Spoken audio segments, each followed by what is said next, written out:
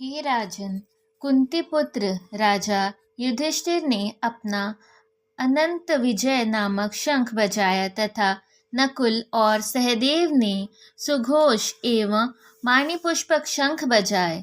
महान धनुधर काशीराज, परम योद्धा शिखंडी, धृष्टद्युम्न, विराट, अजय, सात्यकी, द्रुपद, द्रौपदी के पुत्र तथा सुभद्रा के महाभाव पुत्र आदि सबों ने अपने अपने शंख बजाए।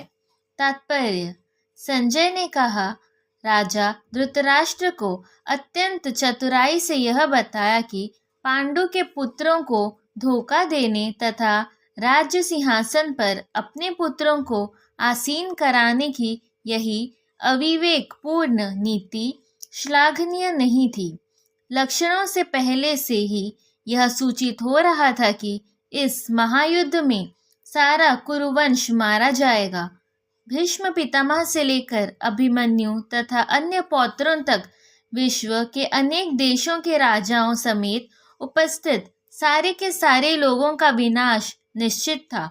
यह सारी दुर्घटना राजा धृतराष्ट्र के कारण होने जा रही थी, क्योंकि उसने अपने पुत्रों को कुनीति को प्रोत्साहन दिया था। इन विभिन्न शंखों की ध्वनि कोलाहलपूर्ण बन गई, जो आकाश तथा पृथ्वी को शब्दायमान करती हुई धृतराष्ट्र के पुत्रों के हृदयों को विदीर्ण करने लगी। तात्पर्य: जब भीष्म तथा दुर्योधन के पक्ष के अन्य वीरों ने अपने अपने शंख बजाए तो पांडवों के हृदय विदीर्ण नहीं हुए। ऐसी घटनाओं का वर्णन नहीं मिलता, किंतु इस विशिष्ट श्लोक में कहा गया है कि पांडव पक्ष के शंखनाद से धृतराष्ट्र के पुत्रों के हृदय विदीर्ण हो गए। इसका कारण स्वयं पांडव और भगवान कृष्ण में उनका विश्वास है। परमेश्वर की शरण ग्रहण करने वाले को किसी प्रकार का भय नहीं रह जाता, चाहे वह कितनी भी विपत्ति में क्यों न हो। उस समय हनुमान से अंकित ध्वजा लगे रथ पर आसीन पांडुपुत्र अर्जुन अपना धनुष उठाकर तीर चलाने के लिए उद्यत हुआ। हे राजन, धृतराष्ट्र के पुत्रों को व्यूह में खड़ा देखकर अर्जुन ने श्री कृष्ण से यह वचन कहे। तात्पर्य: युद्ध प्रारंभ होने ही वाला था। उपयुक्त कथन से ज्ञात होता है कि पांडवों की सेना की अप्रत्याशित व्यवस्था से धृतराष्ट्र के पुत्र बहुत कुछ निरुत्साहित थे, क्योंकि युद्ध भूमि में पांडवों का निर्देशन भगवान कृष्ण के आदेशानुसार हो रहा था।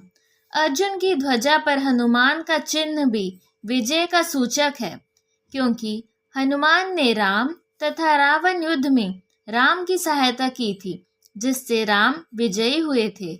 इस समय अर्जुन की सहायता के लिए उनके रथ पर राम तथा हनुमान दोनों उपस्थित थे। भगवान कृष्ण साक्षात राम हैं और जहाँ भी राम रहते हैं वहाँ उनका नित्य सेवक हनुमान होता है तथा उनकी नित्य संगिनी वैभव की देवी सीता उपस्थित रहती है। अतः अर्जुन के लिए किसी भी शत्रु से भय का कोई कारण नहीं था। इससे भी अधिक इंद्रियों के स्वामी भगवान कृष्ण निर्देश देने के लिए साक्षात उपस्थित थे।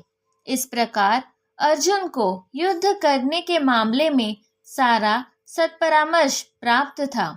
ऐसी स्थितियों में जिनकी व्यवस्था भगवान ने अपने शाश्वत भक्त के लिए की थी, निश्चित विजय के लक्षण स्पष्ट थे।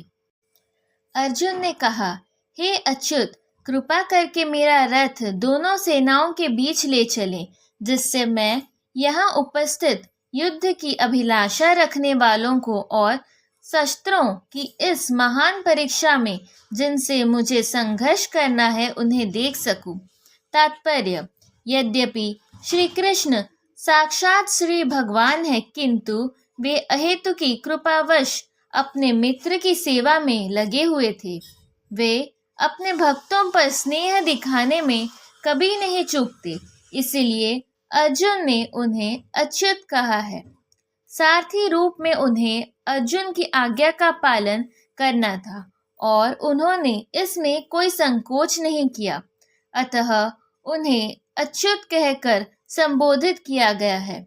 यद्यपि उन्होंने अपने भक्त का सारथी पद स्वीकार किया था, किंतु इससे उनकी परम स्थिति अक्षुण्ण बनी रही। प्रत्येक परिस्थिति में वे इंद्रियों के स्वामी श्री भगवान ऋषिकेश हैं। भगवान तथा उनके सेवक का संबंध अत्यंत मधुर एवं दिव्य होता है। सेवक स्वामी की सेवा करने के लिए सदैव उद्यत रहता है और भगवान भी भक्त की कुछ न कुछ सेवा करने की कोशिश में रहते हैं। वे इसमें विशेष आनंद का अनुभव करते हैं कि वे स्वयं आज्ञादाता न बने, अपितु उनके शुद्ध भक्त उन्हें आज्ञा दे। चूंकि वे स्वामी हैं, अतः सभी लोग उनके आज्ञा पालक हैं और उनके ऊपर उनको आज्ञा देने वाला कोई नहीं है। किंतु जब वे देखते हैं कि उनका शुद्ध भक्त आज्ञा दे रहा है, तो उन्हें दिव्य आनंद मिलता है। यद्यपि वे समस्त परिस्थितियों में अच्युत रहने वाला है।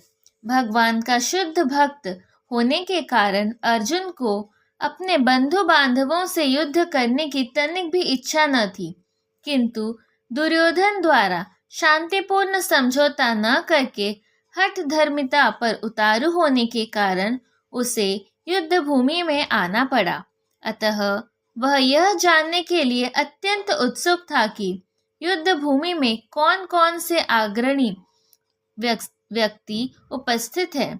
यद्यपि युद्ध भूमि में शांति प्रयासों का कोई प्रश्न नहीं उठता, तो भी वह उन्हें फिर से देखना चाह रहा था और यह देखना चाह रहा था कि वे इस अवांछित युद्ध पर किस हद तक तुले हुए हैं।